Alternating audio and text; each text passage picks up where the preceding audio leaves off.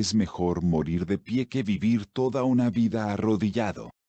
Nació el 8 de agosto de 1879, en Anenecuilco, estado de Morelos, México. Fue el noveno de los 10 hijos de Gabriel Zapata y Cleofas Gertrudis Salazar, pequeños propietarios de tierras naturales de Nahuatl, con ascendencia española. Su abuelo paterno participó en la toma de Cuernavaca en la guerra contra Maximiliano. Ante su pobreza, la familia Zapata diversificó sus actividades, encaminándolas a la pequeña ganadería. De ese modo los animales les permitieron autonomía de la hacienda azucarera vecina. Zapata siguió la educación primaria en la escuela de la aldea, recibiendo una educación limitada de su maestro, Emilio Vara. A los 16 años perdió a su madre y 11 meses más tarde, a su padre. El patrimonio que heredó fue reducido, pero suficiente para no tener que emplearse como peón en alguna de las ricas haciendas que rodeaban a Anenecuilco. Desde muy temprana edad, advirtió las grandes injusticias que sudeste cometían en contra de quienes trabajaban la tierra. Años antes del estallido de la Revolución, trabajó en una de las haciendas de Ignacio de la Torre, yerno de Porfirio Díaz. Zapata era el único en quien confiaba para cuidar sus caballos. En 1902, ayudó a las personas del pueblo de Yautepec, Morelos, que tenían problemas con el hacendado Pablo Escandón, acompañándolos a Ciudad de México para exigir que se les hiciera justicia. En 1906, asistió a una junta de campesinos en Cuautla, para discutir la forma de defender, frente a los hacendados vecinos, las tierras del pueblo. En 1908, raptó a Inés Alfaro Aguilar y el padre de esta lo acusó, por lo que se le castigó con el reclutamiento forzado, incorporándose al 9º Regimiento de Caballería, en Cuernavaca. En septiembre de 1909, fue electo presidente de la Junta de Defensa de las Tierras de Anenecuilco. Reunió un ejército de peones, la mayoría de ellos indígenas de Morelos, y con Tierra y Libertad como grito de guerra pasó a formar parte en 1910 de la Revolución Mexicana de Francisco I. Madero, que pretendía acabar con el régimen de Porfirio Díaz. Zapata comenzó su guerrilla. En marzo de 1911, tomaron Jojutla, Chinameca, y sitió Cuautla, que estaba defendida por los porfiristas. Más tarde tomó Cuernavaca.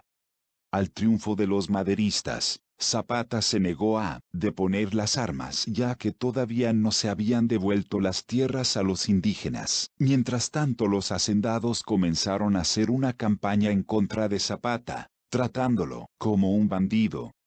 Dejó de confiar en Madero, que comenzó a ejercer como presidente en 1911, y se declaró en su contra el 25 de noviembre de 1911, formulando su propio programa de reforma agraria conocido con el nombre de Plan de Ayala, mediante el que pensaba redistribuir la tierra entre los campesinos.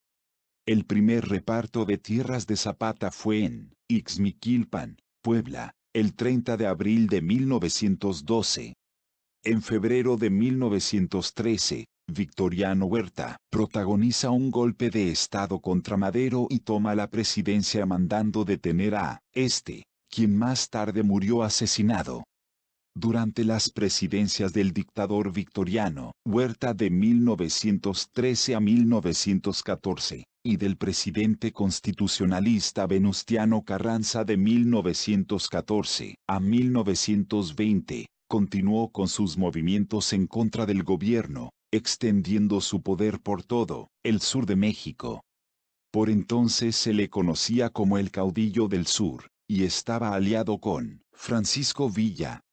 Junto a Pancho Villa, que había aceptado el plan de Ayala, entró en la Ciudad de México en 1914. Un año después se trasladó a Morelos, donde prosiguió con la defensa de sus posiciones frente a las tropas constitucionalistas.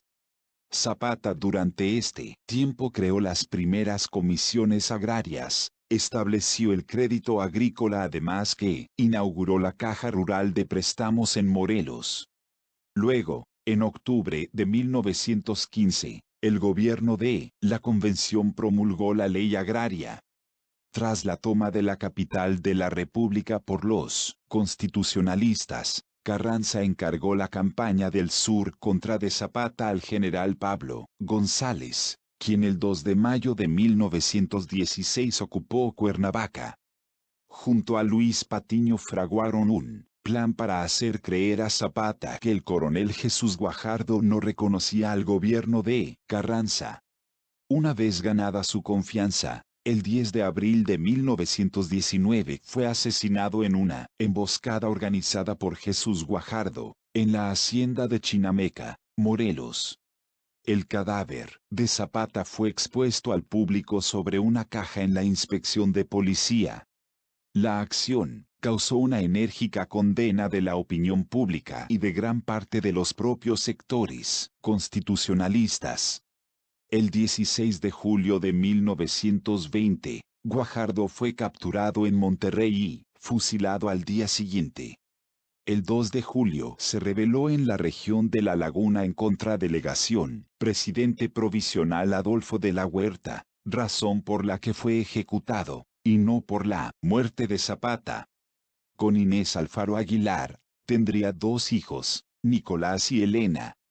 Puede que se casara con Luisa Merino y, el 20 de agosto de 1911, contrajo matrimonio con Josefa Espejo Sánchez, conocida como la Generala, con quien tuvo 2 hijos más.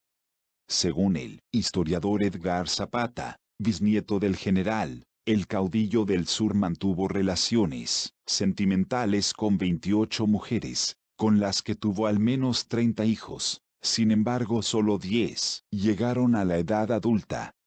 Tras su muerte, muchos de sus hijos fueron escondidos para evitar represalias del gobierno.